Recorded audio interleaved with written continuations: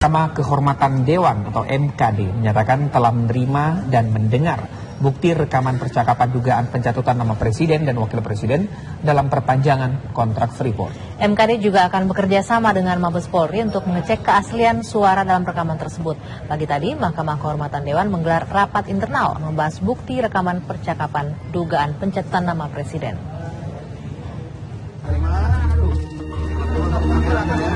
Pagi tadi, Mahkamah Kehormatan Dewan menggelar rapat internal membahas bukti dugaan pencatutan nama Presiden dan Wakil Presiden dalam perpanjangan kontrak Freeport. Menurut Wakil Ketua MKD, Junimart Girsang, isi rekaman tersebut tak jauh berbeda dari transkrip percakapan yang sudah diterima sebelumnya. Namun, sebagai perbandingan, MKD masih akan melakukan transkrip ulang secara utuh. Dan kami juga sudah mendengar bukti rekaman tersebut. Dan tentang isinya, saya kira hampir sama ya dengan transkrip yang sudah kami terima tanggal 16. Namun demikian kami di MKD tetap harus melakukan ya transkrip juga secara utuh ya terhadap hasil rekaman yang kami terima. Junimart juga mengatakan MKD secepatnya akan berkoordinasi dengan Mabes Polri untuk memvalidasi originalitas suara dalam rekaman yang diterima. Nah, seterusnya kami akan memvalidasi ya keaslian originalitas tentang suara-suara. Oleh karena itu dalam waktu secepat mungkin bukti rekaman ya akan kami serahkan kepada Mabes Polri. Sesuai peraturan, MKD memiliki waktu 14 hari untuk memverifikasi bukti. Jika terbukti melanggar kode etik, maka MKD segera bersidang dan memanggil para pihak terkait untuk dimintai keterangan. Dari Jakarta, Syafaati Suryo, Supriyadi, TV One mengabarkan. Kita ke kabar lain, pemirsa. Menteri Koordinator Politik Hukum dan Keamanan Luhut Binsar Panjaitan membantah adanya perpanjangan kontrak Freeport sebelum tahun 2019. Perpanjangan kontrak bisa dilakukan 2 tahun sebelum kontrak Freeport habis. Pernyataan tersebut dikemukakan Menko Polhukam Luhut Binsar Panjaitan dalam jumpa persnya hari ini. Luhut menegaskan Presiden Joko Widodo tidak akan melakukan negosiasi terkait kontrak Freeport sebelum 2019 karena tidak sesuai dengan undang-undang yang menyatakan bahwa negosiasi kontrak hanya bisa dilakukan 2 tahun sebelum habis masa kontrak. Menko Polhukam pun membantah keterkaitannya dengan kontrak Freeport seperti yang disebut dalam transkrip percakapan yang beredar. Ia juga tidak tahu menau dengan langkah yang dilakukan Menteri SDM Sudirman Said yang melaporkan masalah tersebut ke Majelis Kehormatan Dewan.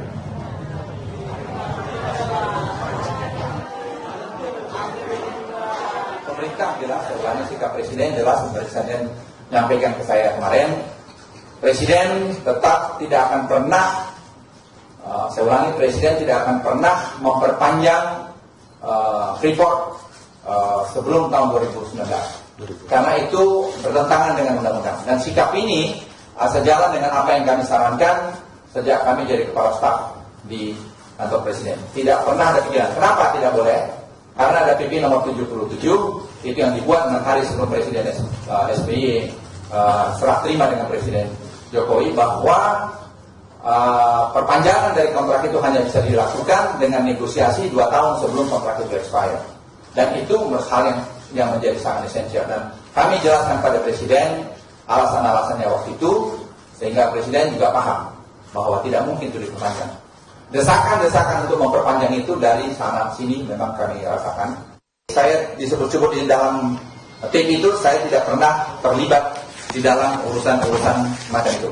Saya sudah selesai dengan diri saya hanya melakukan tugas saya sebagai Menko Polhukam untuk memberikan yang terbaik buat negeri ini. Jadi saya sama sekali tidak punya kepentingan, karena saya punya sangat rasional juga melihat itu tidak mungkin dilakukan, dan saya ulangi, saya tidak setuju itu dilakukan negosiasi atau memberikan saham pada siapapun sebelum kontrak itu expire 2 tahun. Ya, itu tadi cuplikan pernyataan Menko Polhukam Luhut Binsar Panjaitan. Nanti kami akan menghadirkan pernyataan selengkapnya, jumpa pers yang berlangsung hari ini ya, terkait dengan kasus kontrak Freeport ini. Ya, sementara di tengah proses negosiasi yang berlarut-larut, PT Freeport Indonesia ternyata sudah tidak membagikan dividen ke pemerintah sejak tahun 2012 lalu. Dirjen Minerba Kementerian SDM Bambang Gatot mengatakan hingga saat ini Freeport belum membagikan dividen kepada pemerintah. Saat ini pemerintah tercatat memiliki 9,36% saham di Freeport Indonesia. Dengan kepemilikan yang sangat kecil ini, pemerintah memang tidak bisa menentukan kebijakan pembagian dividen di PT Freeport Indonesia. Padahal tahun ini pemerintah berharap PT Freeport Indonesia bisa membagi dividen senilai 1,5 triliun rupiah. Namun seiring rencana investasi tambang bawah tanah sejak 2012 lalu, Freeport berhenti membagi dividen ke seluruh pemegang sahamnya. Bahwa dividen itu dibagi atas kebutuhan rapat umum pemegang saham. Ya, kita punya paham saham 9,36%, lainnya punya McMoran gitu kan. Ya lihat aja nanti. Kalau harapan pemerintah ya paling bisa menghimbau, tapi bukan berarti suaranya adalah suara pemegang di rapat pemegang saham, karena keputusan itu merupakan keputusan RUPS ya kan, pembagian dividen. Oleh karena itu pemerintah mungkin karena kita sebagai pemerintah tentunya mengharapkan dividen tentu ya. Oleh karena itu pemerintah di sini sebagai partner, sebagai pembina dan pengawas tentunya menghimbau juga. Tetapi nanti keputusan korporat adalah yang paling menentukan.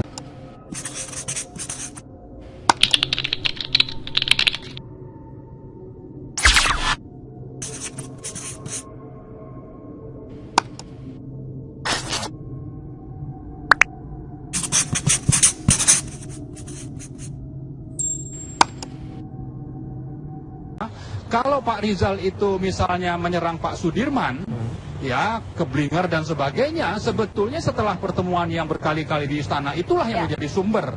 Artinya bukan Pak Sudirman, tapi Pak Jokowi yang harusnya bertanggung jawab, yang sudah mendapatkan deal. Ya, tapi dengan menggadaikan Pak Marwan, sumber daya yang diadu seperti Polemik seputar perpanjangan kontrak karya bagi PT Freeport Indonesia masih bergulir. Kritik pedas datang dari Menko Bidang Kemaritiman dan Sumber Daya Rizal Ramli. Menteri yang kerap mengkritik kebijakan pemerintah ini mengingatkan sesama koleganya di Kementerian SDM Sudirman Said agar jangan gegabah dalam memperpanjang kontrak karya Freeport di Indonesia. Hal ini dikarenakan kontrak karya Freeport baru akan habis pada tahun 2021. Dan menurut aturannya, pembahasan perpanjangan kontrak baru bisa dilakukan 2 tahun sebelum habisnya masa kontrak, yaitu pada tahun 2019. Hal ini mengacu pada peraturan pemerintah nomor 77 tahun 2014 tentang pelaksanaan kegiatan usaha pertambangan minerba yang mensyaratkan permohonan perpanjangan kontrak minerba paling cepat diajukan 2 tahun sebelum masa kontrak berakhir. Namun, kenapa pemerintah terkesan buru-buru dalam melakukan perpanjangan kontrak Freeport ini? Belum lagi pembagian hasil royalti yang diterima pemerintah sejak tahun 1967 hingga tahun 2014 tidaklah berubah. Indonesia sebagai pemilik lahan tambang hanya menerima royalti sebesar 1%. Padahal negara lain wajib membayar royalti sampai 7%. Rizal Ramli mencium aroma korupsi dan nepotisme seperti yang terjadi pada masa lalu saat perpanjangan kontrak ini. Lalu, siapakah yang diuntungkan dalam perpanjangan kontrak Freeport ini? Tim TV One mengabarkan.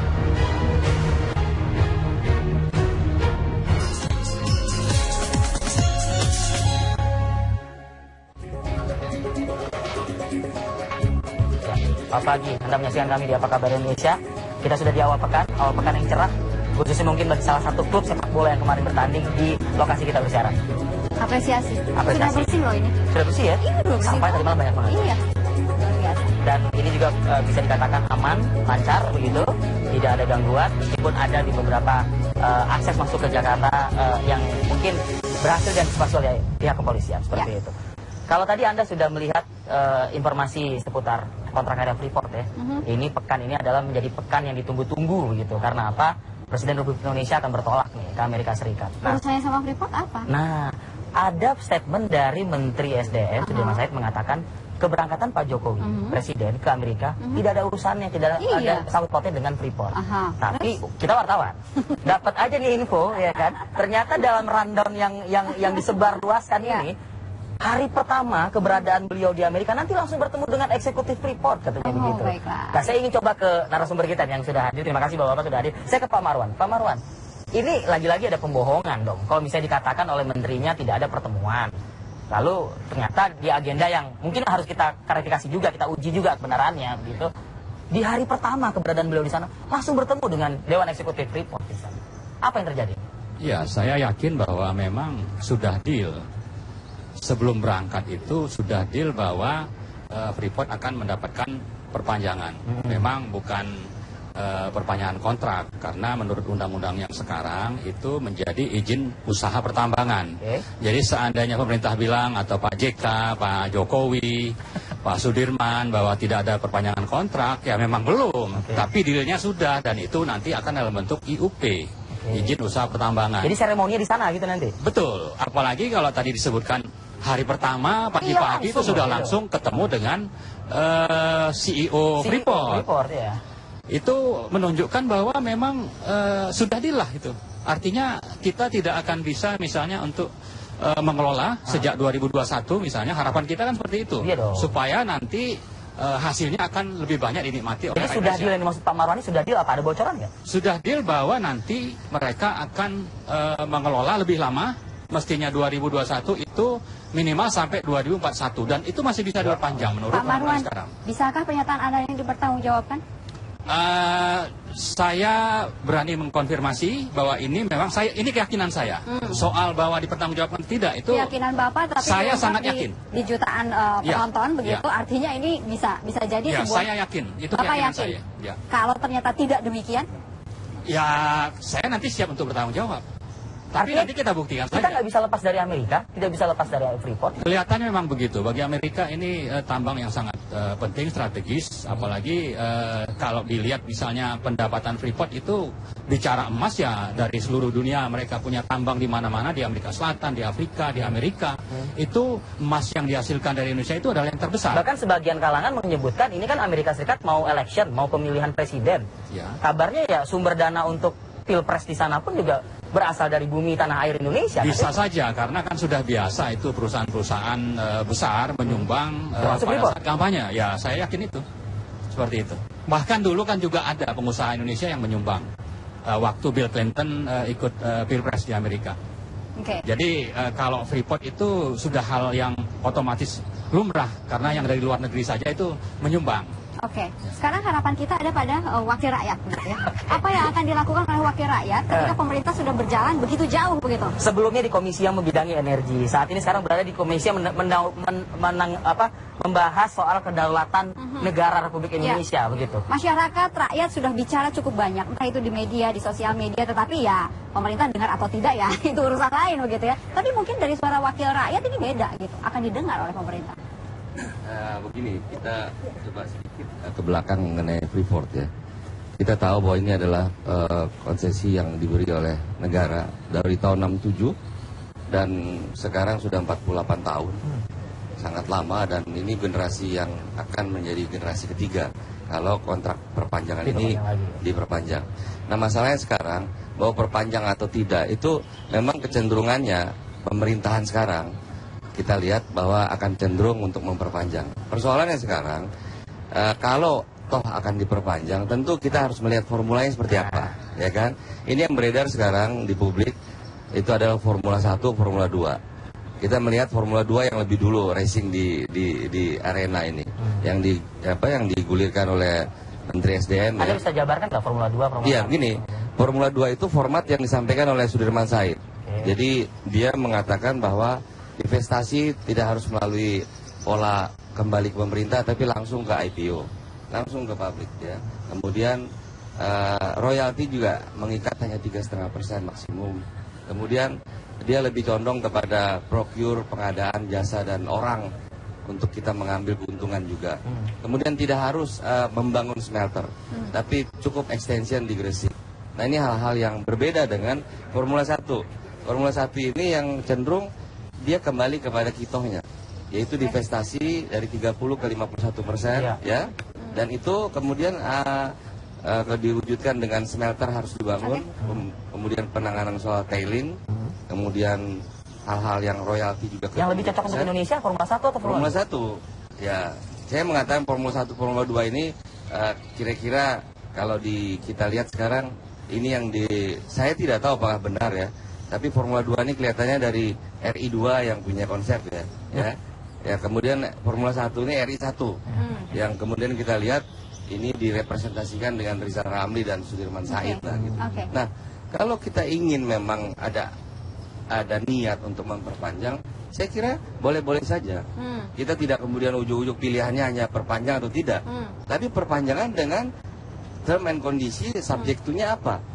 Nah, kalau kita melihat ingin ya kedaulatan itu kemudian menjadi milik seutuhnya bangsa Indonesia, maka Formula 1 yang ideal. Karena kemudian siapa sih nggak mau 51% kan? Iya, dan yang diperpanjang bukan pemilik saham, bukan James Moffett, tapi yang diperpanjang adalah PT-nya. Ya, jadi kalau Indonesia ingin memperpanjang, boleh saja diberikan gambaran untuk ke 2021 yang dimulai dari sekarang, tapi tidak kemudian ujuk-ujuk seperti surat Menteri SDM yang terkesan sekali seperti calo begitu ya. Ya, surat itu memalukan. Ya, saya kira sudah ada unsur niat yang bisa memenuhi unsur pidana itu. Baik. Karena niat saja sudah menunjukkan ada korupsi di situ. Baik, Abang. Ya, itu selama ini selalu ada janji-janji dari PT Freeport bahwa akan memakmurkan Papua, akan mensejahterakan rakyat Papua. Sampai sekarang janji itu terpenuhi atau tidak? Janji itu sebagian ya ada, karena di sekitar wilayah. Yakin ada? Ada. Berapa? Apakah sesuai dengan keinginan? Karena dia hanya berkewajiban 1%.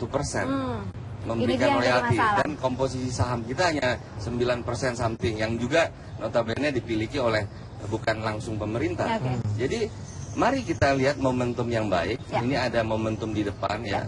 Kita kembalikan kepada rohnya, kembalikan kepada jiwanya, esensinya bahwa ada sumber daya alam yang memang dulu ketika tahun 67 dimulainya eksplorasi yang cukup sangat tinggi ya, baik risiko, teknologi dan juga modalnya, itu sekarang ada masa untuk perpanjangan. Nah disitulah Indonesia seharusnya menunjukkan, apalagi pemerintahan sekarang dengan jargon nawacita ya. Nah, apa kabar lagi itu ya?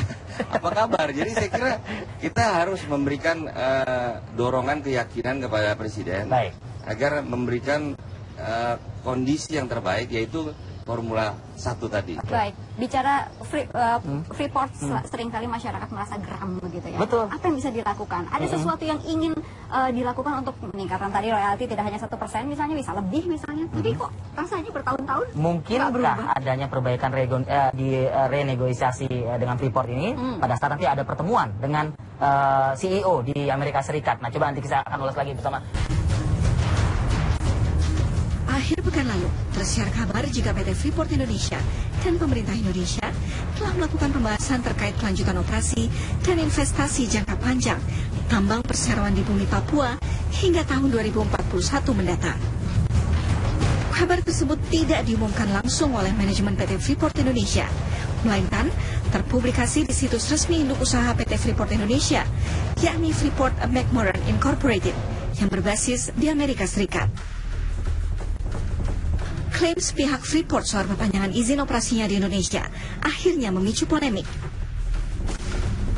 Kontrak PT Freeport Indonesia yang sejatinya berakhir pada tahun 2021 dan sesuai peraturan pemerintah nomor 77 tahun 2014, pengajuan perpanjangan kontrak baru bisa dilakukan paling cepat 2 tahun sebelum kontrak berakhir.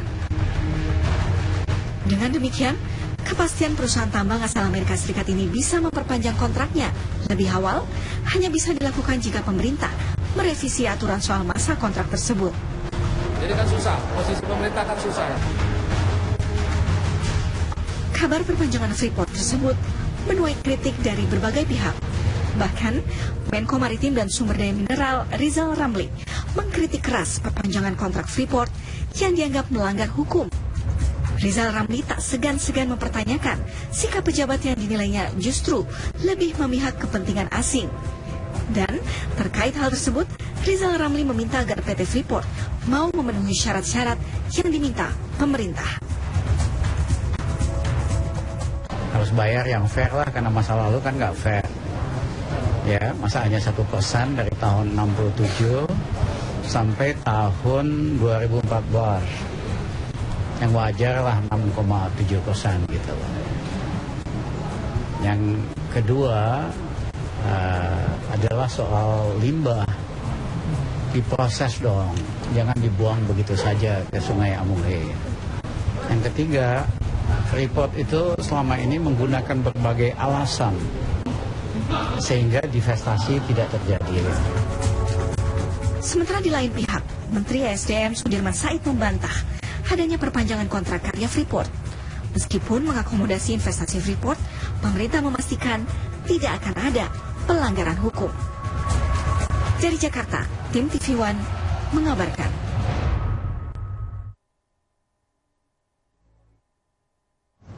Ya, kembali di Apa Kabar Indonesia. Ini ada grafis yang sudah dipersiapkan oleh tim redaksi kami, royalti dari PT Freeport Indonesia. Dari tahun 67 sampai dengan 2014 atau ini.